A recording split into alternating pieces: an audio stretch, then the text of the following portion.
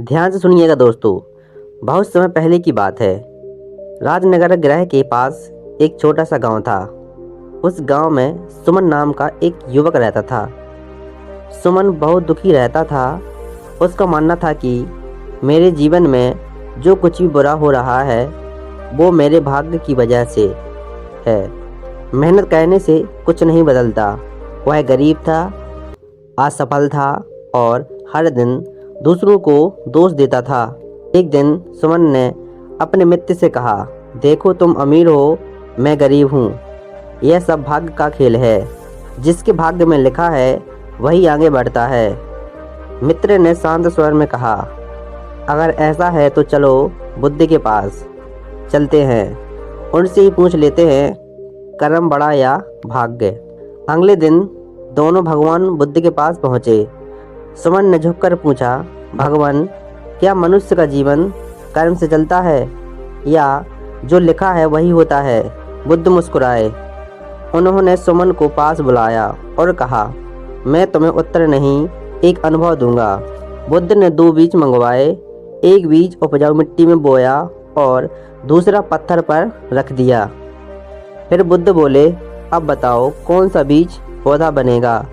सुमन बोला, जो मिट्टी में है। बुद्ध बोले, बीज एक जैसा है लेकिन परिणाम अलग अलग हैं, क्यों? सुमन चुप हो गया।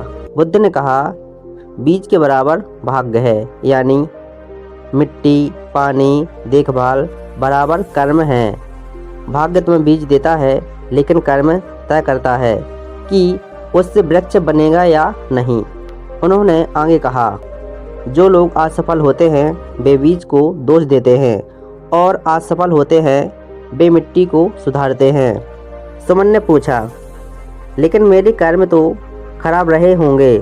बुद्ध बोले, पुराना कर्म तुम्हें स्थिति देता है लेकिन नया कर्म तुम्हें दिशा देता है।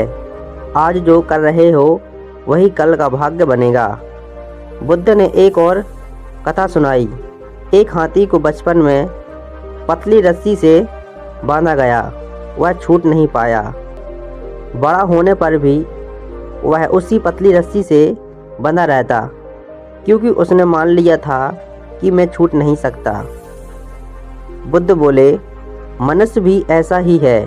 वह भाग्य की रस्सी को सच मान लेता है, जबकि असली बंधन उसका विश्वास होता है। उस दिन सुमन की आंखें खुल गईं।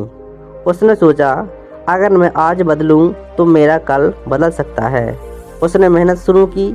छोटे काम, ईमानदारी, धैर्य और सीखने की आदत। सालों बाद वही सुमन गांव का सबसे सम्मानित व्यक्ति बना। भगवान बुद्ध ने कहा, भाग्य वह है जो तुम्हें मिला है और कर्म वह है जो तुम उससे करते हो। कर्म नदी है, भाग्य केवल उसका किनारा है। जो कर्म को समझ लेता है वह भाग्य से डरना छोड़ देता है। दोस्तों, ये प्रेरणादायक कहानी आपको कैसी लगी हमें कमेंट में जरूर बताएं और हमारे चैनल से जुड़ने के लिए ट्रू ऑफ लाइफ को चैनल को सब्सक्राइब कर लें, साथ ही साथ बेल आइकन को प्रेस कर लें ताकि आने वाला वीडियो नोटिफिकेशन सबसे पहले मिलते रहे।